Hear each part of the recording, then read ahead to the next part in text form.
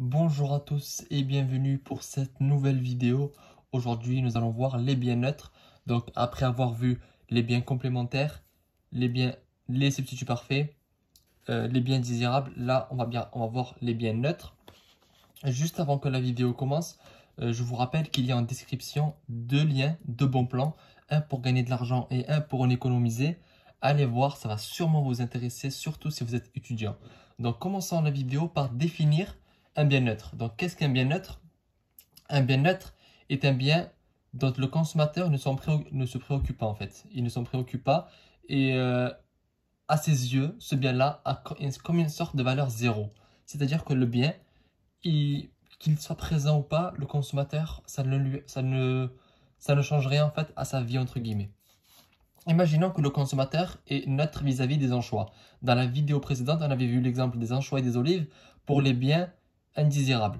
Donc on va reprendre cet exemple-là, sauf que cette fois-ci, à la place que les anchois, ça soit un bien désirable, ça va être un bien neutre. Donc quel impact ça va avoir sur la courbe d'indifférence?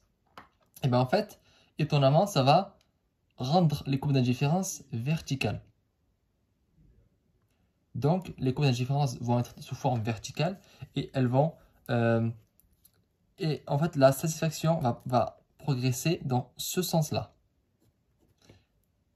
On va voir pourquoi elles sont verticales. Parce qu'en fait, on sait que les anchois, c'est un bien neutre.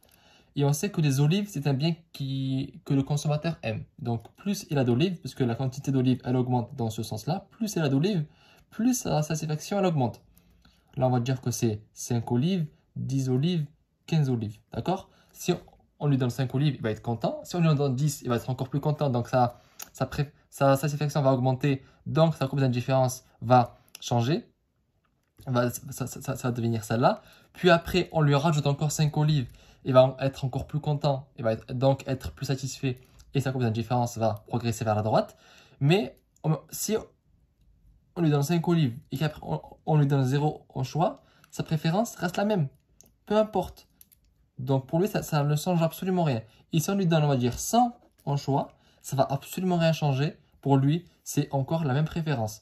Et ça, peu importe le degré. C'est-à-dire que peu importe qu'on lui mette 0, 50, 100, 1000, 1 million d'en choix, ça ne changera absolument rien pour lui parce que l'individu ne se préoccupe que de la quantité d'olives dont il dispose. Il ne se préoccupe pas du tout des anchois. C'est-à-dire que les anchois, en fait, leur valeur, c'est 0, tout simplement. Donc la vidéo a été assez courte, c'était une notion assez facile à comprendre, c'est-à-dire que le bien-être, c'est un bien qui ne vaut rien pour le consommateur et donc le consommateur se préoccupe uniquement de la quantité du bien qu'il désire et le bien dont il s'en fiche un peu, ben, il s'en fiche donc ça ne l'intéresse pas. Donc voilà, c'est la fin de cette vidéo, j'espère que celle-ci vous a plu et vous a aidé. N'hésitez pas à m'écrire en commentaire si vous avez des questions et je vous donne rendez-vous dans la prochaine vidéo.